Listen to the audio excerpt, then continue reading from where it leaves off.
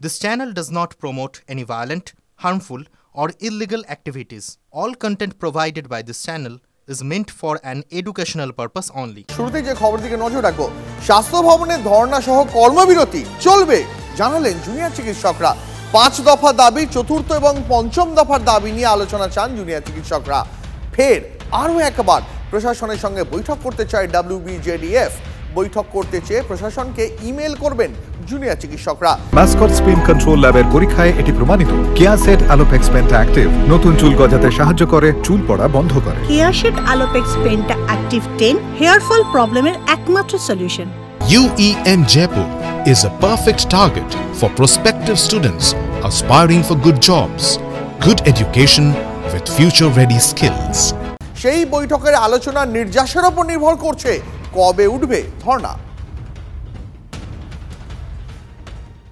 4 নম্বর দাবি, চতুর্থ দাবি, সেই দাবিতে সেফটি সিকিউরিটি সম্পর্কে আমরা যা যা বক্তব্য রেখেছি, মহামান্য সুপ্রিম কোর্ট আজ সেই দাবিকে মান্যতা দিয়েছে বলে আমরা মনে করি।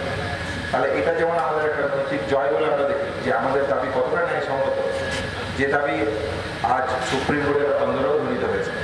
সেই জায়গা থেকেই আমরা বলতে চাই যে এই যে দাবি, চতুর্থ এবং পঞ্চম যে দাবি, সেই দাবি নিয়ে আমরা রাজ্য প্রশাসনের কাছে বলতে চাই, যাতে মহামান্য আদালতের যে অবজারভেশন, সেই জায়গাকে সম্মান রেখে আমরা অতি দ্রুততার সাথে কাজে ফিরতে পারি। আমরা চাইছি প্রথম কথা হচ্ছে সমস্ত হসপিটালের যে নিরাপত্তা সেটা কিন্তু এখনো প্রোভাইড করা হয়নি। আমরা সমস্ত হসপিটালের নিরাপত্তা চাইছি। নিরাপত্তা মানে এটা না আমরা দাবি করছি যে পুরো হসপিটালগুলোকে সোনায় মোড়া দেওয়া হোক, সিকিউরিটিতে মোড়ে দেওয়া হোক। আমরা ন্যূনতম যে নিরাপত্তাটুকু থাকলে আমাদের কলিগেরা, আমাদের বান্ধবীরা যাতে নিরাপদে কাজটা করতে পারে হসপিটালের থেকে, সেইটুকু দাবি আমরা করছি এবং সেই দাবিটা আমরা ন্যায্য বলেই মনে করছি এবং এই দাবিতে আমরা অনড় আছি। যতদিন না এই দাবি মানা হচ্ছে আমরা আমাদের পথে থাকবো। স্বাস্থ্য ভবনের সামনে ধর্ণা এবং হাসপাতালগুলোতে কর্মবিরতি আপাতত চলবে জুনিয়র ডক্টরদের। জুনিয়র ডক্টরদের তরফ থেকে এমনই জানানো হয়েছে, কারণ তারা ফের প্রশাসনের সঙ্গে বৈঠকে বসতে চাইছেন।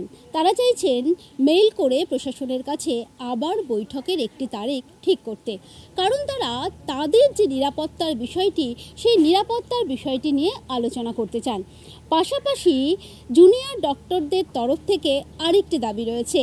তারা বলছেন সমস্ত হাসপাতালগুলোতে অর্থাৎ মেডিকেল কলেজগুলোতে সেখানে জুনিয়র ডক্টরদের নিয়ে একটি অ্যাসোসিয়েশন গঠন করা প্রয়োজন, যেটা নির্বাচনের মাধ্যমে হওয়া দরকার। কারণ হাসপাতালগুলোতে কোনো ঘটনা ঘটলে এই যে অ্যাসোসিয়েশন তৈরি হবে, তারা সেটি দেখতে পারবেন। কোনো সমস্যা হলে সেটা হাসপাতাল কর্তৃপক্ষের সামনে তুলে ধরতে পারবেন। এই সমস্ত বিষয়গুলো নিয়ে তারা ফের বৈঠকে বসতে চাইছেন প্রশাসনের সঙ্গে। তাদের এই দাবি পূরণ হলে তারপরেই আবার তারা সিদ্ধান্ত নেবেন যে তাদের ধর্ণা তারা কবে তুলবেন বা তারা যে কর্মবিরতি চালাচ্ছেন সেই কর্মবিরতি তারা তুলে নেবেন। তাই এখন সময়ের অপেক্ষা। তারা প্রশাসনের সঙ্গে কবে বৈঠকের দিন পান তার উপরে নির্ভর করছে জুনিয়র ডক্টরদের আগামী কর্মসূচি। ক্যামেরায় অমিত দাসের সাথে সোমা দাস, TV9 বাংলা, সল্টলেক।